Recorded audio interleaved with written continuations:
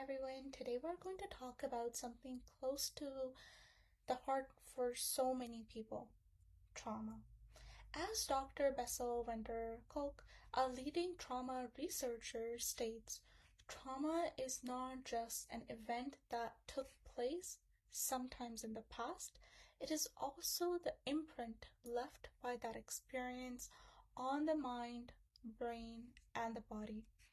Trauma isn't just a personal experience, it's often a reflection of the world we live in, of systems and structures that have failed to protect us or even contributed to our harm. Dr. Judith Herman, a pioneer in the trauma studies, emphasized that trauma is an affiliation of the powerless.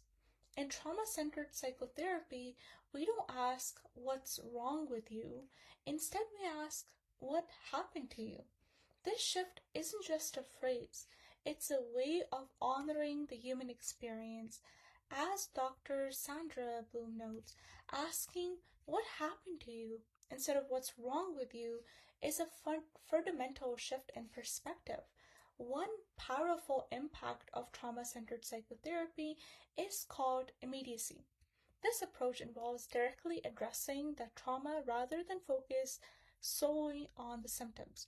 Dr. David Red Johnson and Dr. Heider Lubin explained that immediacy involves the therapist's direct engagement with the client traumatic material as it emerges in the session.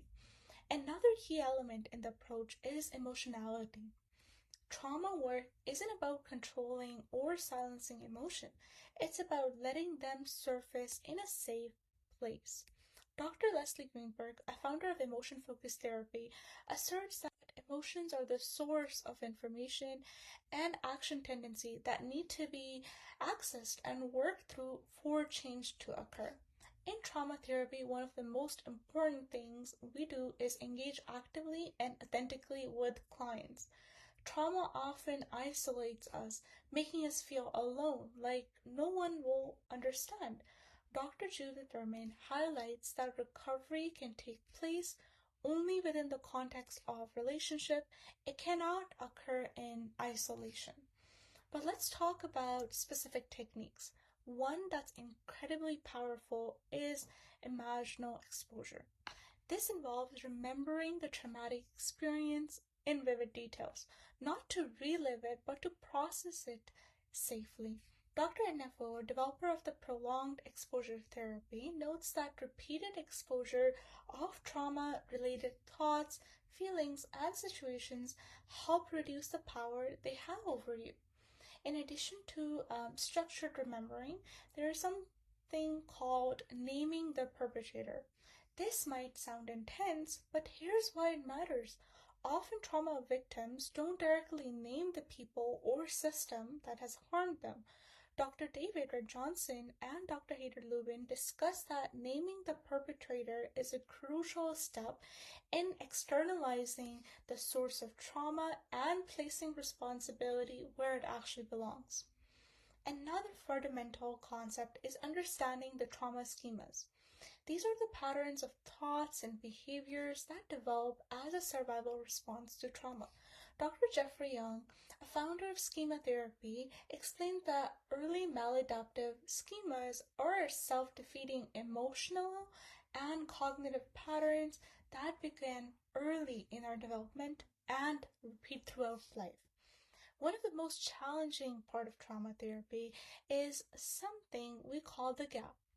As a therapist and client become closer, there are moments when the clients project aspect of their trauma onto their therapist.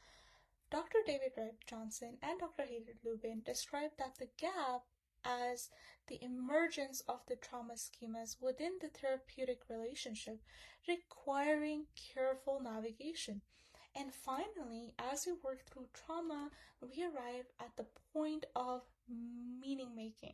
This is when we start asking ourselves, how do I live now? Dr. Viktor Frankl, a psychiatrist and a Holocaust survivor, believed that life is never made unbearable by circumstances, but only by the lack of meaning and purpose. Trauma-centered psychotherapy is a powerful because it respects the complexity of trauma. It doesn't offer quick fixes, but it gives us real tools for understanding and moving through this pain. As Dr. Bessel Wenderkoff says, that the greatest source of suffering are the lies we tell ourselves.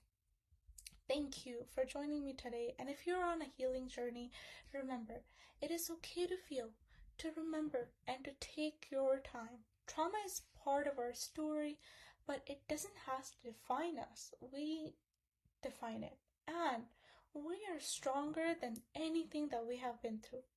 Thank you so much for watching.